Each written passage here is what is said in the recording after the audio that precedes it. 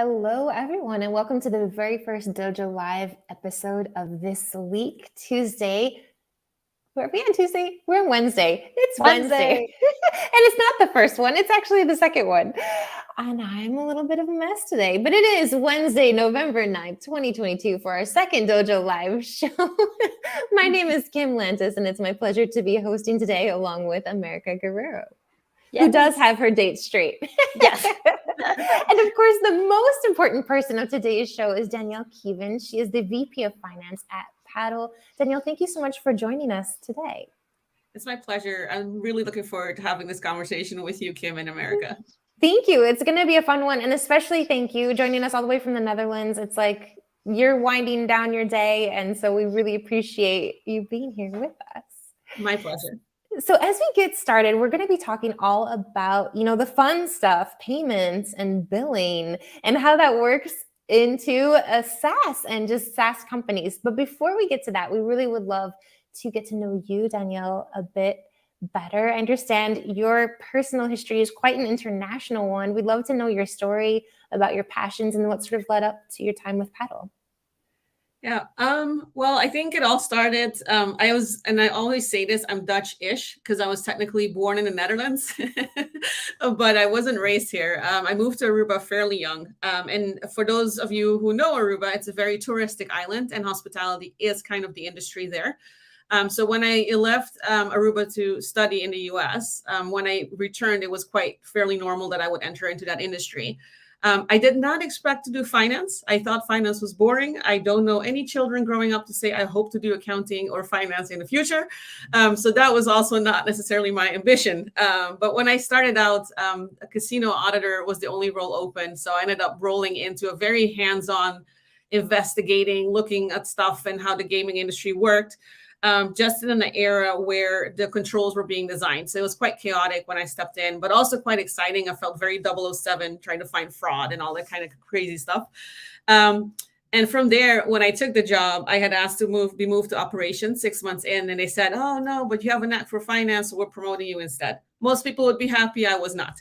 But then when I rolled into that promotion cycle, my curiosity has always prevailed. And I think growing up in a corporate environment also makes you very, you want to try to standardize processes, which being in the Caribbean, we are never standard. And so all the banking infrastructures are different, payments are different, all the flows are different, everything was like, so learning to fit a chaotic environment into corporate requested structured and audits was kind of where I grew up in the finance space for the hospitality industry for about 10 years.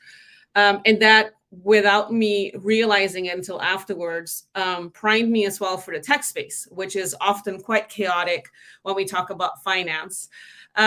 So I think from there, in the Caribbean, they started sending me out to do audit cleanups, hotel openings, everything that had gone wrong. They would send me in almost like a team to fix it.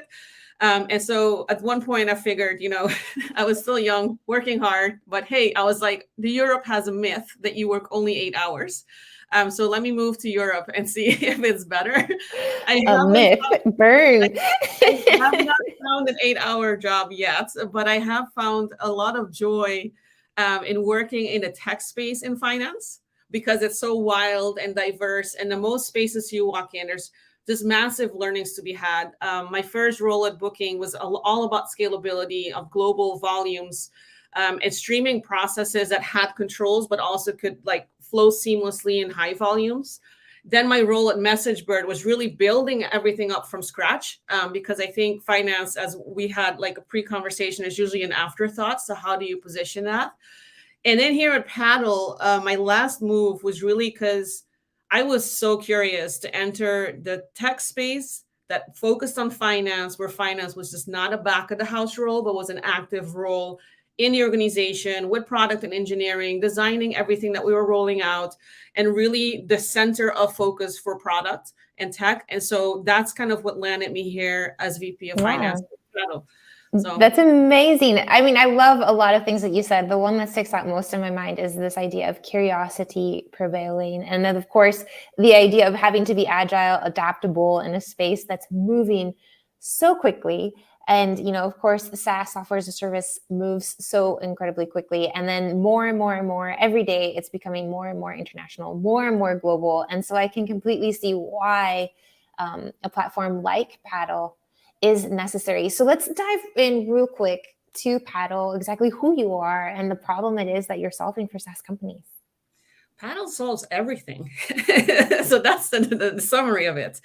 She's like, bar? Hi.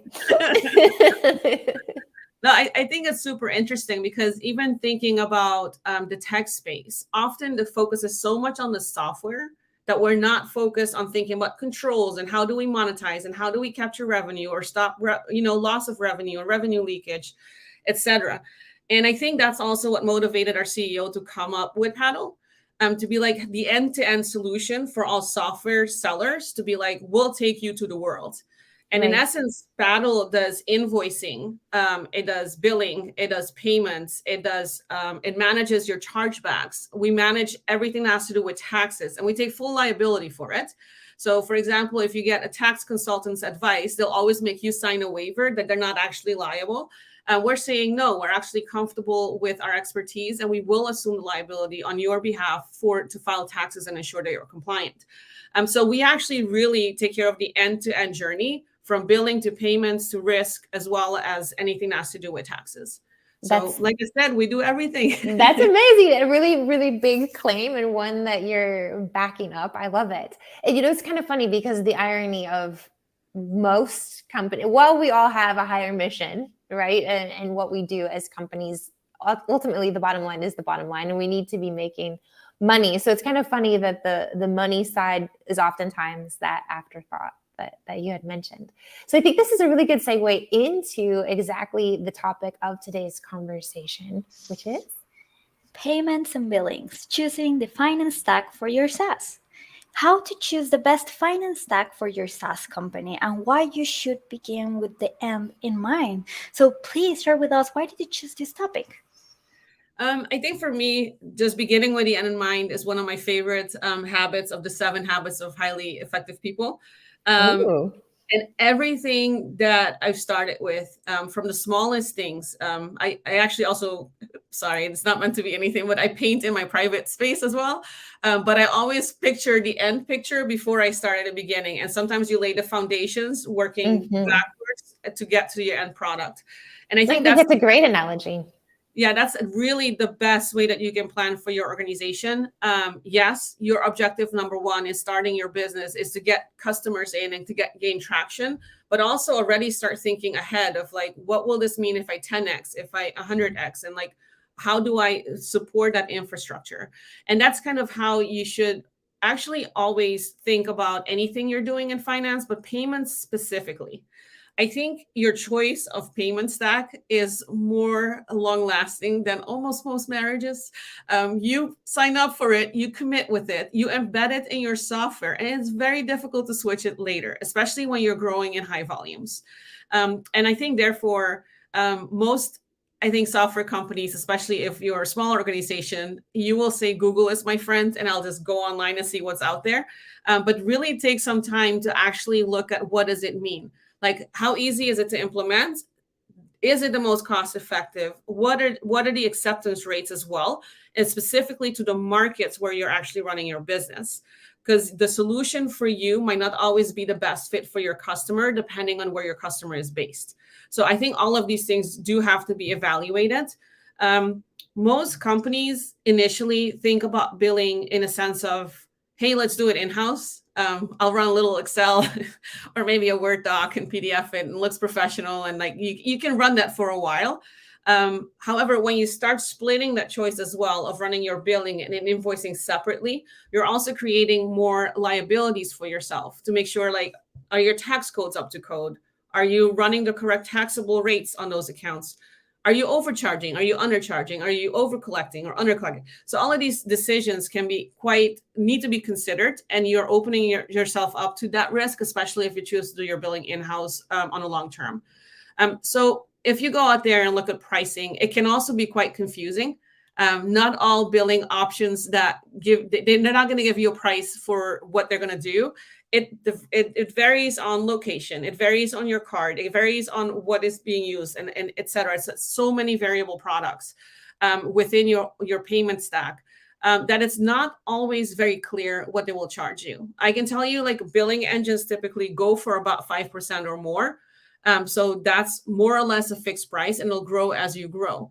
But I think this is also where, in my humble opinion, I know I work at Paddle, I'm a little bit biased, but for me, this is where Paddle comes in. It offers you an end-to-end solution.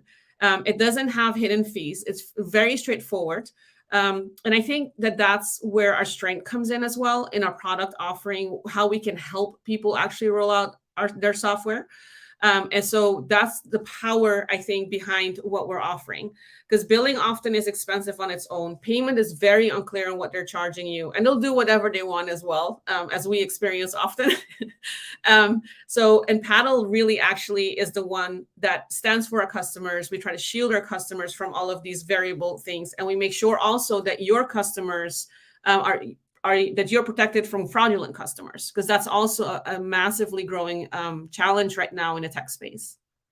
Wow, that's absolutely fascinating. And I think in some ways it comes down to a culture perhaps of transparency, I mean, internally as well as externally. How have you seen just that sense of we genuinely care play out at Paddle or with your customers?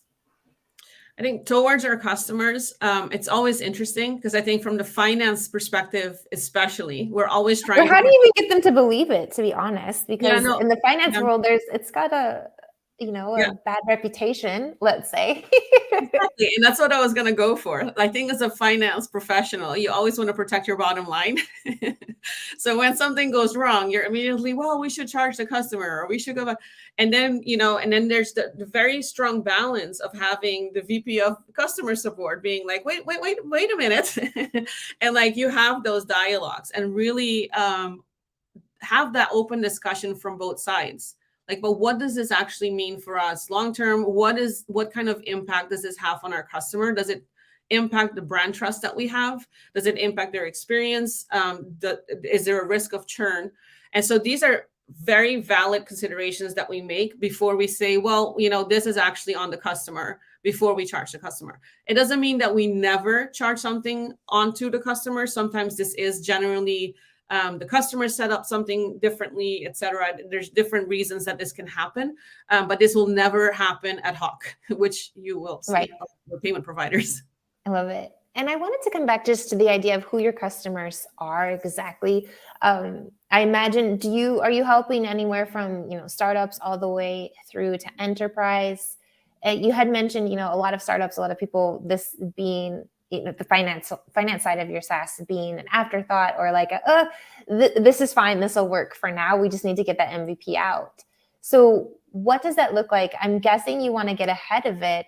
Are you willing, and are you working with very small companies all the way up to large, enormous ones? We have different sized companies, anywhere from startups straight out the door to mid-sized businesses, and also enterprise. So we definitely do have a focus now on growing our larger customers as well.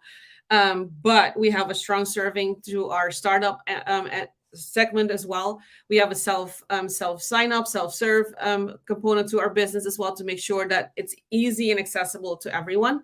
I see this as a solution for anyone who's trying to roll out software, regardless of the size. I think where it gets super interesting nowadays is with the legislation changing, especially if we look at the US, you have like 50 states doing it all differently. For some it's taxable, some software is not. Sometimes like calling is a software, like a Zoom or a Blue Jeans or, that's a software. In other states, it's considered telecom. So there's so many little things that are different in the SaaS space. And I think we can service that whole space correctly. And we do so with the best interest of our customer at heart. So I think that's what I like, that we founded ourselves with a mission and vision. I love it. Yeah. So you are just now focusing on the US, right? Our main customer base is US based, but we actually service globally. So we do enable global selling of software, and we monitor the entire global landscape for tax compliance and submissions. Yeah, that's fantastic. I'm wondering, with you and the platform that you're building, how much of this kind of investigation and keeping up with laws and changes, are you able, is this all manpower internally with the paddle team in terms of like research and update? Or are you able to work technology and some forms of, AI or something into your technology to make that possible? Because it's certainly a lot to keep straight. Yeah, no, definitely. I agree. And I think from a finance perspective, and especially because we are in the fintech space, the two areas that the finance team is very dedicated to and committed to and monitors closely are definitely payment compliance legislation that changed globally and the tax legislation. So when I stepped into this role, I wasn't as tech savvy as I am today. Today, I know way more than I ever thought I would know about tax, and I really actually enjoy it more than I thought I would. But I think it's super interesting because stepping into taxes, there is some technology. However, given that the countries itself where business is being conducted are not all the same, and not all of them have that technology in place, and they're also not all technology driven. And so that really lands you in a space where you do have to have a combination of where can I leverage technology, machine learning, or almost like a social news feed to see, hey, what are the tax updates that are coming through? And on the flip side being, okay, but I also have to manually do a check through what is happening. And the third thing that we also do is we have local partnerships that will also be an extra safety net in case we didn't catch something, that will have a local person or an office on the ground that says, hey, there's a legislation change that took place here and there. Wow. That's what we do for payments. The interesting thing is when I asked multi-billion-dollar companies that were managing their tax risk how they were doing this, they're like, we manually also, they kind of go through like their space where they're doing business to make sure, in addition to having that partnership and technology as well. So there isn't like a cure-all band-aid.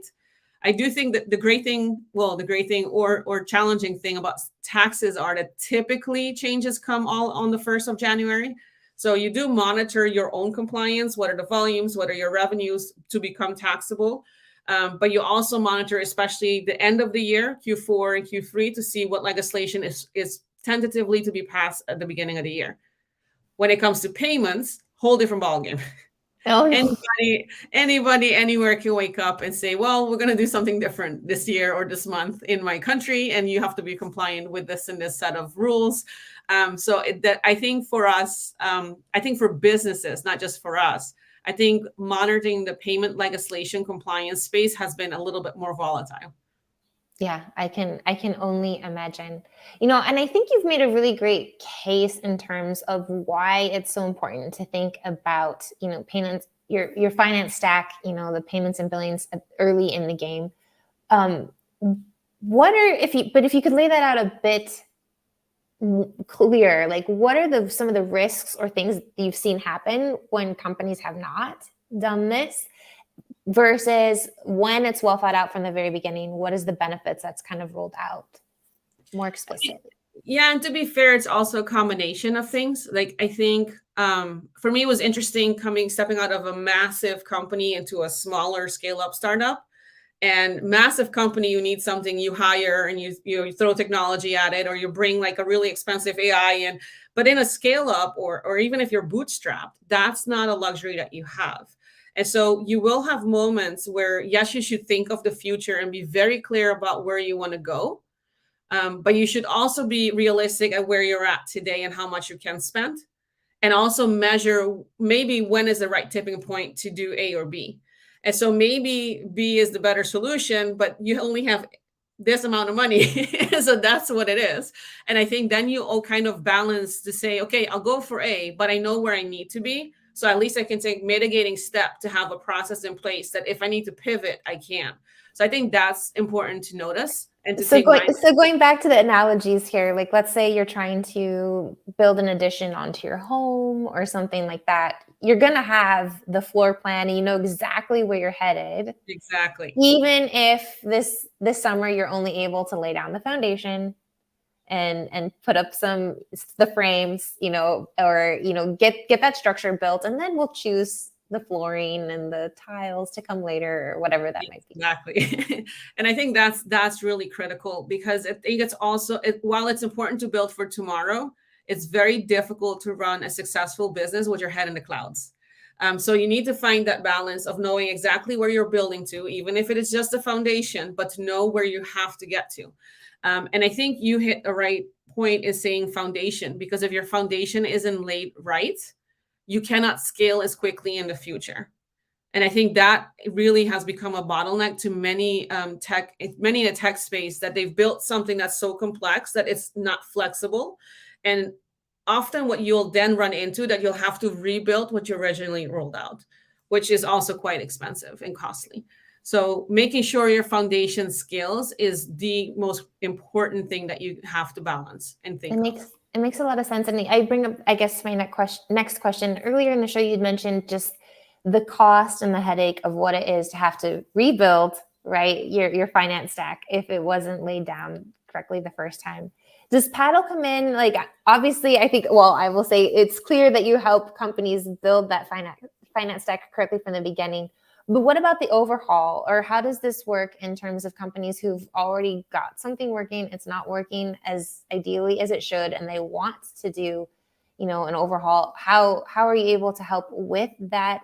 And is this a one size sort of fits all? Like, this is how Paddle works, or do you have this adaptability to fit in and shift according to what's already happening inside each company, each client? Yeah, so I think where Paddle differentiates itself, and I'm very thankful for that. I think historically, being in tech and finance, when you're sold a product, like everything will be automated, and then best case scenario, you're hoping for 80% automation, and then reality is often 50 if you're lucky. And so I think what Paddle has done very well is that, yes, we have automation. However, it's also people that are actually looking at it, supporting you, and reviewing it.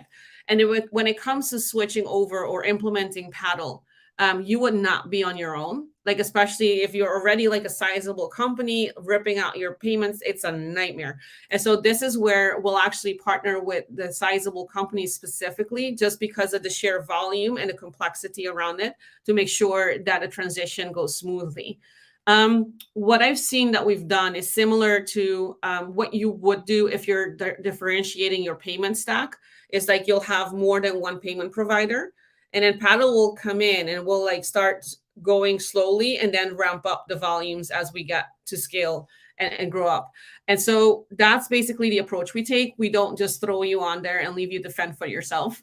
There is support, and we partner with our customers to make sure that transition is smooth. But I think that's the most challenging decision that you need to make, is when you choose your payment stack, because it is one of those fundamental things that can actually scale or be a bottleneck for you in the future. What are some of the things that you would say, if there's this checklist of sorts of when it comes to choosing that finance stack? What should companies be thinking through in that? Is there like a sequential sort of suggested order? I don't have I could have prepared a checklist. I didn't. But if I had to think through the process, my first question would be, where are the bulk of my customers based, and what are the preferred payment methods? Like, for example, if your customers are based in Brazil and you're only accepting debit cards, that's not compatible. So I think that's also a fundamental decision. Like, in Brazil, they take boletos. It's a different payment method. You need a different technology. If you're thinking about like the Germany or the Netherlands, Ideal is a very popular payment method. So if you only offer credit cards, probably like a big part of your customers may not have a credit card. So like there's a lot of differences market to market. So I think it's very important to focus on where are my customers, what is the most popular payment method, and potentially also what market do I want to unlock. So maybe today your market is Brazil, but I also want to do business in Germany. So I might need 2 payment providers or 1 payment provider that offers that solution.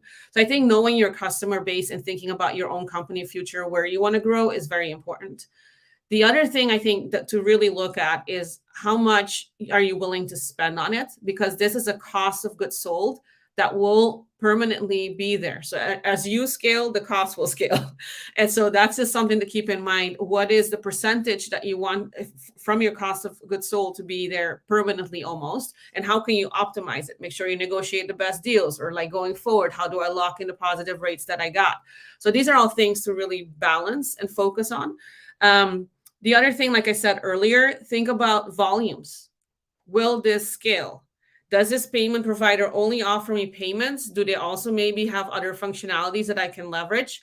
And I think more important now as business owners is, how am I protecting myself from fraud?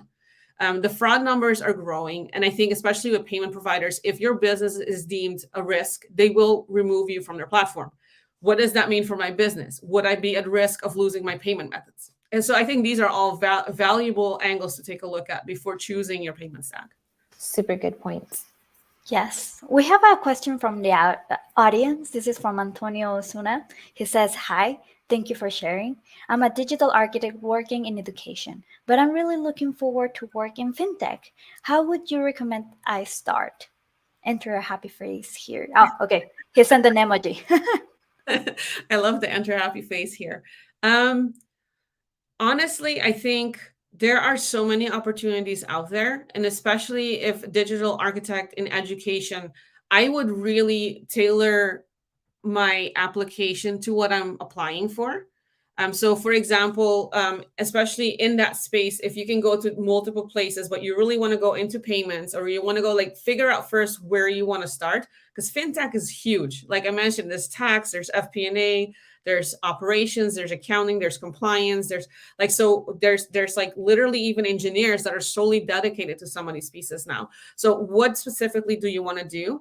And really, I would write that motivational letter. I would also almost say less is more. So like really get your main message or motivation out there. Dig deep. Don't make it fluffy, but dig deep as to what is your intrinsic motivation stepping into that place. And I think that will really catch attention. The other thing also, I have to say, I think I've read somewhere that typically recruiters like take a couple of seconds and they flip through like resume. Make your resume different. Take a minute, like, I don't know, add like a picture, I don't know, of like, it could be your hobby or something. Be a little bit random, because the tech space, we actually look for talent and personality, which makes a finance team a little bit different than in any other areas as well.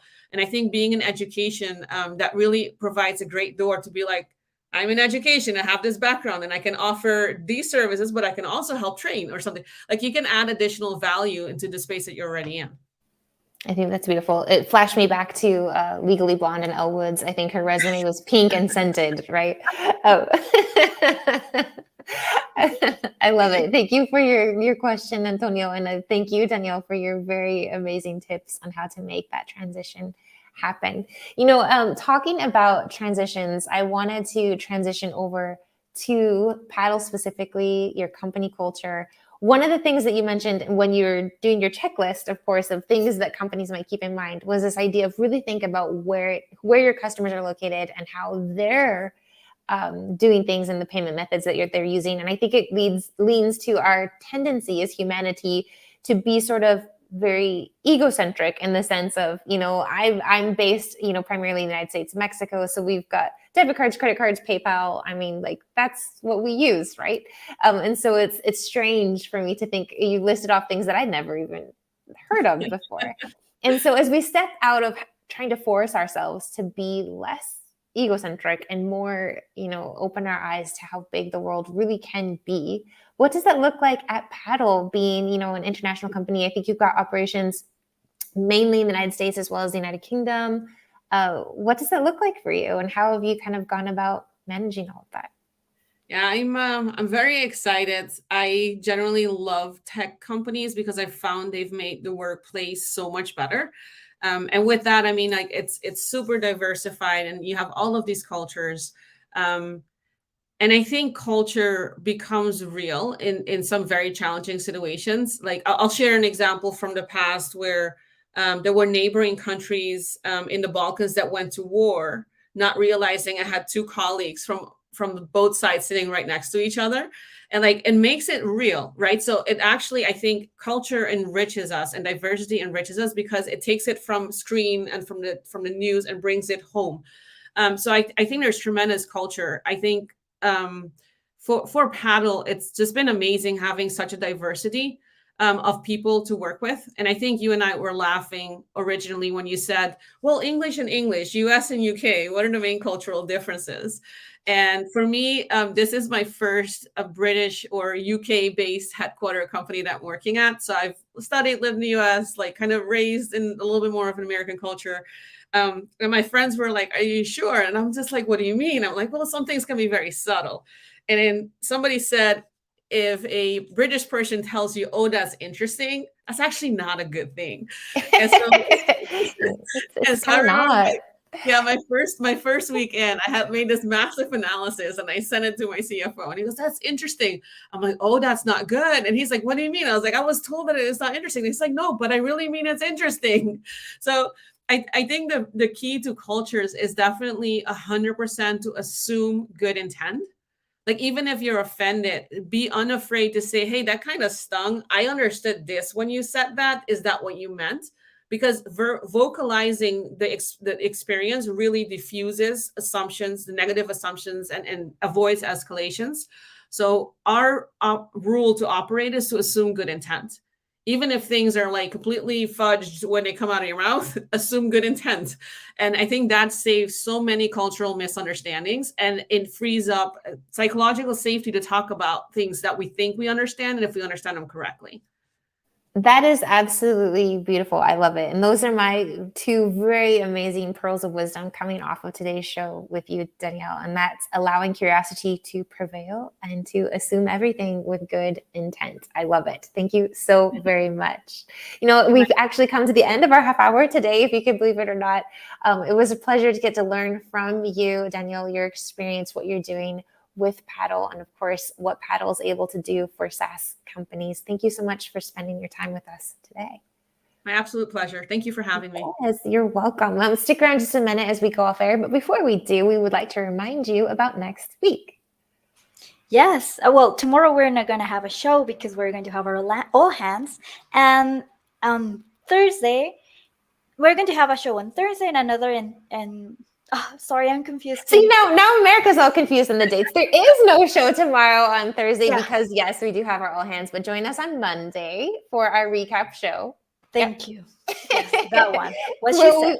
Yes, we'll be recapping both Kishore's show from yesterday and Danielle's show from today and introducing the next shows coming up this next week. And there are actually going to be 2 of them with Chowley and Trusty Care. And Wednesday is going to be the second segment of our AWS series.